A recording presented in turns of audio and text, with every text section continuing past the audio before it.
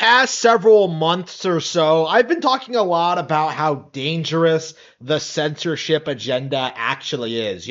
I've been calling out people like Vara Dark, Raging Golden Eagle, Grums, all sorts of like weirdos on Twitter. The Operation Second Rainfall guy, who, by the way, responded to one of my comments, debunking the allegations against Nintendo, and then logged into his other account to like back up the claim like immediately. Like, oh, that hasn't been debunked. Yes, it has. But my point is, and I've been saying this for a long time, these people are completely delusional. They're out of touch with reality. They are currently complaining about the female Pokemon trainer in Legends EA wearing pants. So, like, of course you're not going to take these people seriously or respect them or, like, care about what they have to say ever, especially when it comes to Nintendo products. But one of the things you'll notice when you look at these people, there's this really odd tendency to blow up anything that involves Nintendo while like ignoring everything else, right? You always see them bring up like Xenoblade, Fire Emblem, Tokyo Mirage Sessions, and then just kind of ignore, say, Final Fantasy VII patches that cover up Tifa's chest, right? It's amazing how almost 9 years later, they're still complaining about vagina bones.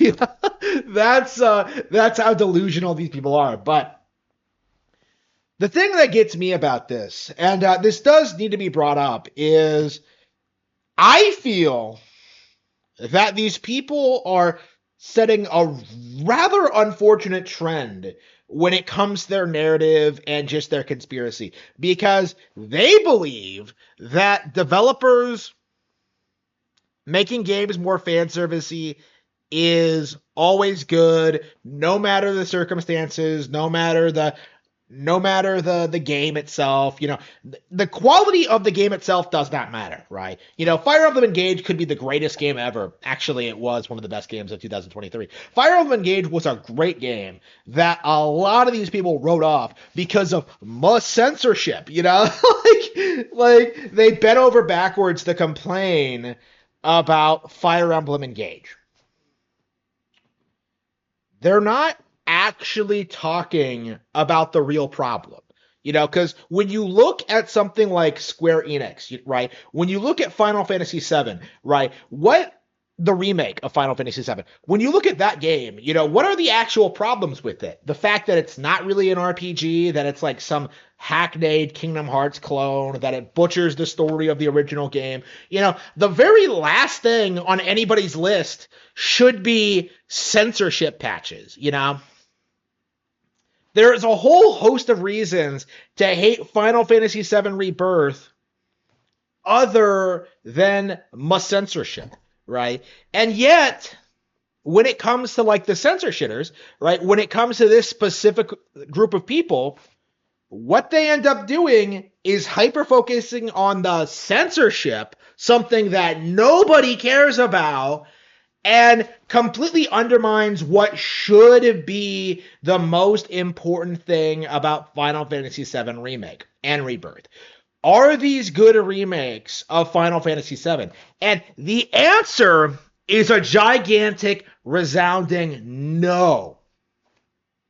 This is clear to anybody who's familiar with the game at all, who respects it, who likes it, who understands. Like, the narrative with the censorshippers is that Square Enix is going downhill because they're listening to Westerners, and not because they shafted the market leader Nintendo back in the 90s to leap into bed with PlayStation, only to immediately go bankrupt and merge with their rival Enix, right? Like, let's completely forget, like, how after that point they stopped making new innovative RPGs and just kept milking Final Fantasy. Let's just forget that they made Final Fantasy X-2 one of the most disappointing, pointless sequels ever conceived. Let's completely forget the fact that Final Fantasy has been on a big decline for a long time. Let's completely forget about the fact that they don't even make turn-based RPGs anymore, right? Like, the simple fact of the matter is, when it comes to the general audience, when it comes to Square Enix games, not like the tourists, not like not hardcore fans. When it comes to like the general audience, they seem to have a complete misrepresentation of what's actually wrong with the company.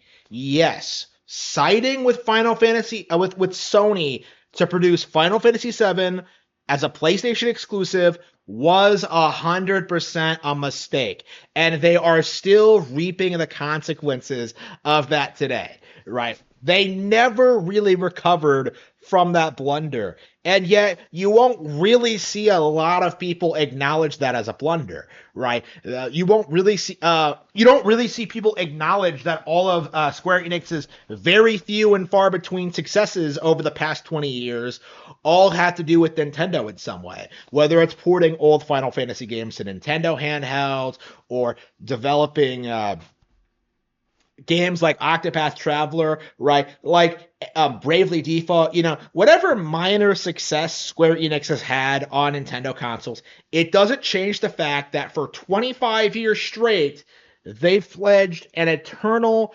undying support for Sony. Only putting games on PC and Xbox when they absolutely desperately need to. And occasionally throwing Nintendo scraps, like that is the reality of Square's situation. They are the absolute worst sufferers of Sony dick sucking syndrome in existence. They are the absolute worst. I complain about the RCG studio devs like Sony's been doing Squaresoft has been doing that longer than anybody. Right?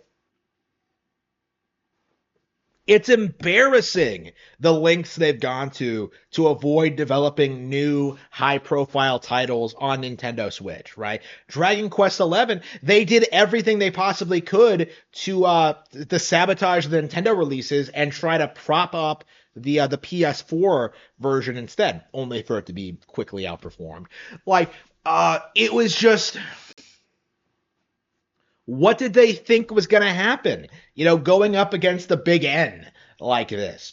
But, my point is, though, you can't blame the ethics board for what's going on when it comes to developing the actual games. This idea that things are going downhill specifically because the ethics board exists, or that Sony is targeting more Western woke audiences, is a complete misrepresentation of the actual problem.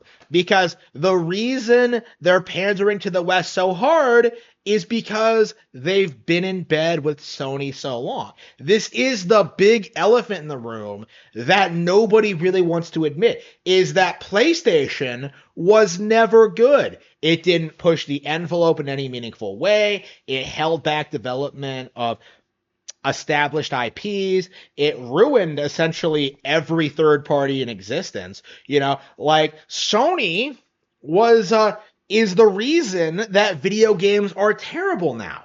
It has nothing to do with woke culture.